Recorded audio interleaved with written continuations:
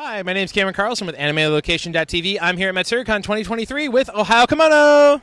Hi, it's great to be here. We're so excited to be back at Matsuricon. Yeah, actually, it's been a while since we got the chance to talk to you. It was at OhioCon 2023. How have you been since then? It has been an adventure and year of growth and new directions, new conventions, and it's been a wild year. Awesome. So you have a great website that fans can order from. How's that going for you? I love the website. It's been a great point of outreach, and certainly during the era of COVID and fans being stuck at home, it's been a little bit difficult, so it's a great touch point. There's, of course, social media.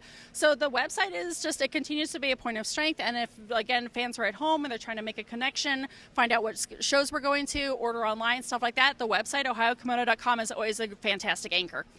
Awesome sauce. Now, one of the newest things to the shop is that you guys finally got American plus-size kimonos. How's that going? It is fantastic. I am so excited. So for a bit of personal perspective, I'm roughly an American 12-14, and the sizes we now have begin at 12-14. I am the smallest size that they have in stock, and the sizes go up from there. And so for it's not even like secondhand use. Like, these are brand new, mint condition, current styles, and there's 2 locations in Japan that I'm currently working with. There's 2 separate companies. One is a company based in Kyoto, and one is based in Tokyo, and they're new to working with me, and I'm new to working with them, and it's been fantastic because it's been great to be more inclusionary to the customers and welcoming them to be able to help plus-size customers and different body types as a whole be able to wear Japanese kimono in a manner that is respectful of Japanese tradition.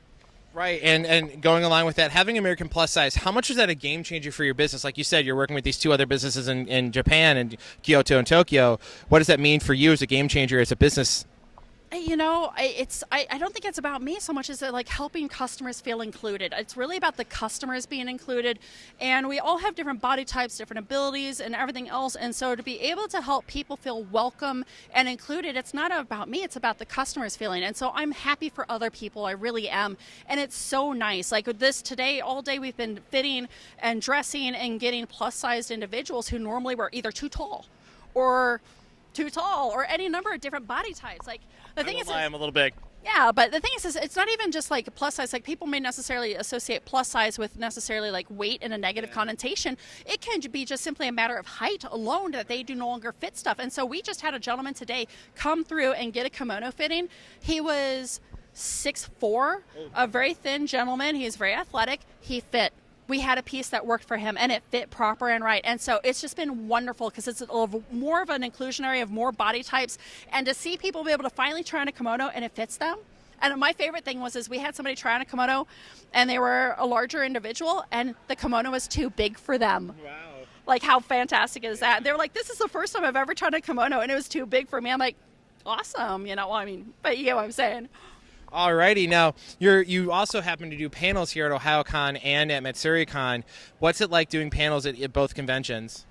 I do panels everywhere. I've been doing panels and discussing and lecturing since 2009. It's in fact where I started. So I had a lifelong passion of kimono, and I actually started with discussing and presenting.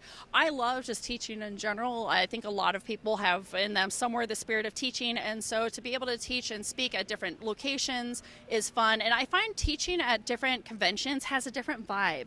And it's always interesting when you get into stuff. Matsuricon and OhioCon, though, there's a lot of customer overlap between the 2 shows. So it's a lot of friendly faces in the audience, and some of them, they're just kind of there for fun support. They know what the core basics of kimono is, and they just come in, they have fun, and it's always great to show up.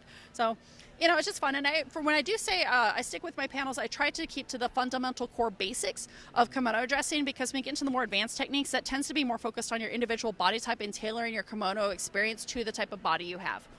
Alrighty, now you always are partnering with local business owners for your stationery work. As we noticed as we were setting everything up, you got flooded at the last minute for stickers and from the stationery storefront. How has that been going for you working with these local partners?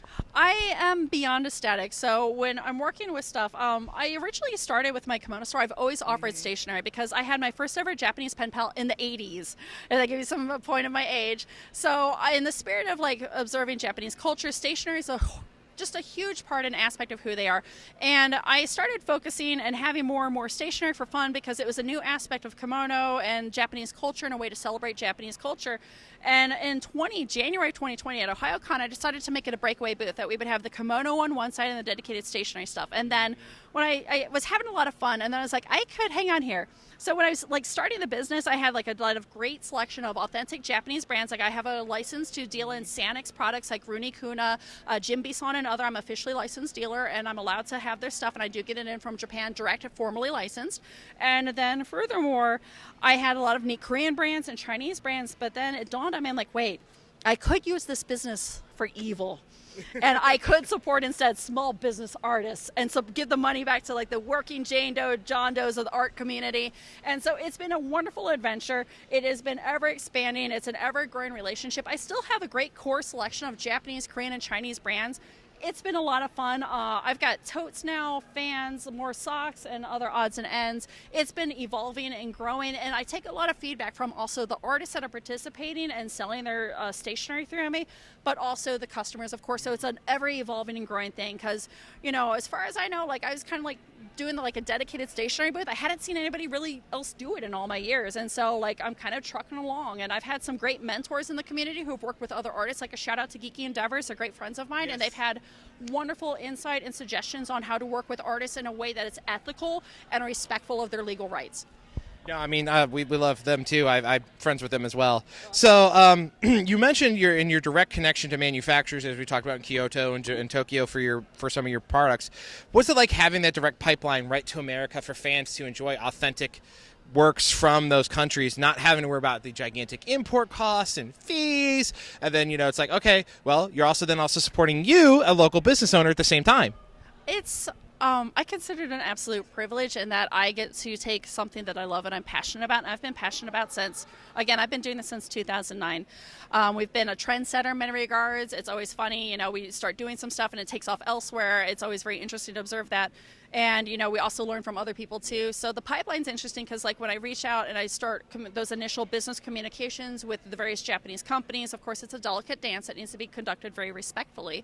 But they always, the thing I always find so interesting when I do international business is the general honest, humble, and very kind reaction of, oh, wow, you guys are authentically interested in traditional Japanese culture. And, you know, in Japan, the kimono is struggling. Like, the industry's not doing too well, and there's a lot of weird nuances, and it's push and shove, and it's trying to reimagine itself. And one of the things that's happened is the Japanese kimono community has started to reimagine itself into the international market, and that's through businesses such as my own, where we have been discussing and being respectful with our engagement and reserving to the best of our ability, like traditional Japanese, like kimono dressing rules and things like that. So it's been fascinating. But again, on the other side of the equation is just generally this response of, oh, wow, that's really cool. Like, you guys are interested and you want to learn more. And yeah, we're happy to do business with you because you're respectful and you're genuinely interested. Yeah, I mean, like I said, I think it's kind of cool that you have a direct pipeline now.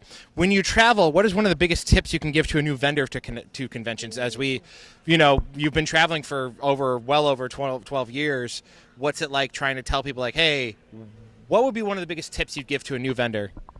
Some of the biggest tips, oh man, that is a complex. First off, if you do not have the spirit and love of travel to be in this industry, you are not in the right place. If you're going to make this your full-time hustle, you need to be prepared to travel, and that is the nature of the road. Fuel efficiency matters in vehicles. Be prepared to get comfortable some nights and sleeping in your car. I've done that my fair share of times where I was just tired on the road. You know, you pack up from a show, you've been working all day, and you're on the road, and you know, you thought you were going to make it to that hotel 4 hours away, and you're just going to drive, and by the time you're an hour into the road, you're like, oh God, I'm so tired, and you stop at a rest stop. Make certain when you're on the road, of course, you're safe.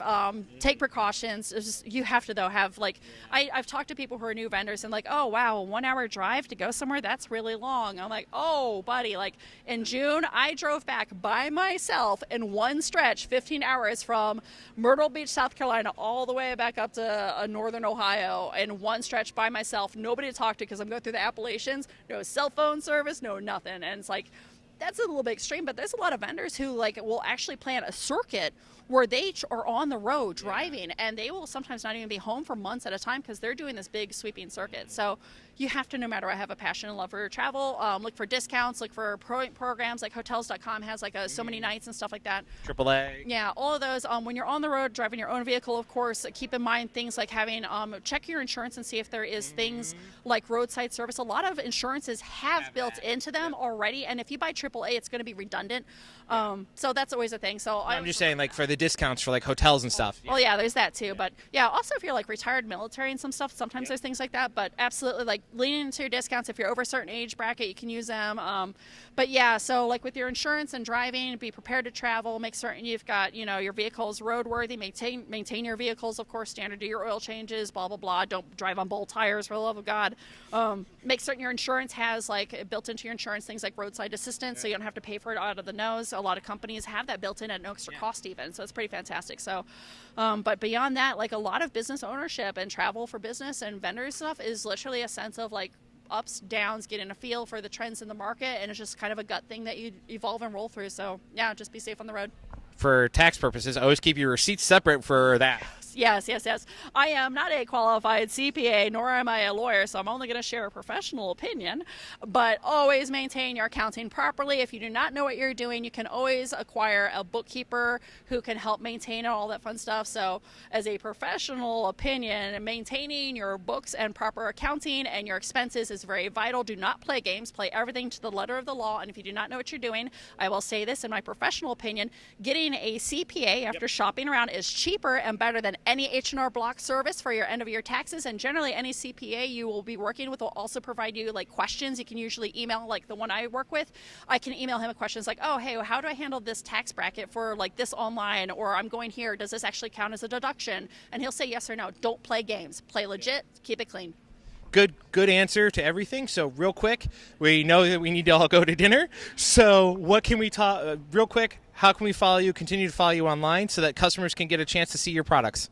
You can always, of course, find us on ohiokimono.com, which has our core like links to all of our different forms of social media. The primary platform we're mostly active on is currently going to be Instagram and Facebook. However, we are also now on Mastodon, Blue Sky, which is now the new Twitter alternative, and all that fun stuff. I'm not going to touch on it into that.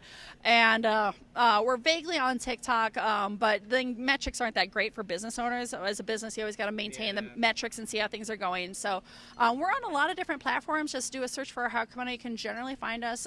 But of course, the website, we do have an email list. We have a customer loyalty and point program on there. We have a referral program. And of course, we've got like a customer management area where you can join the site and get updates and everything. So I always tell people, if you want the true heart of everything, the most updates, when we get restocks, because the inventory that is on our website is different from the shows. Yes. So these are two different things. So when you come to a show, you get something totally different from the website. When you're on the website, it's totally different from the show. So if you want to stay up to date on like your restocks and everything, you're just join the site. So, oh no, it's Ren. Hi, Ren. Oh no, are we getting kicked off? Hi, Ren. Hello. Do I have to leave? I think we're being kicked out. All right. All righty. Well, anyways. All right. We got to get going, but we have a good time with you. Thank you so much. Yep. Shout out. And if you come to OhioCon or Matsuricon, be certain to stop over at North Market, Jenny's Ice Cream, and Tensuke Market and Express. You guys have a great time. Happy Matsuricon. See you at whatever show we cross paths with next. All righty. Bye. Bye.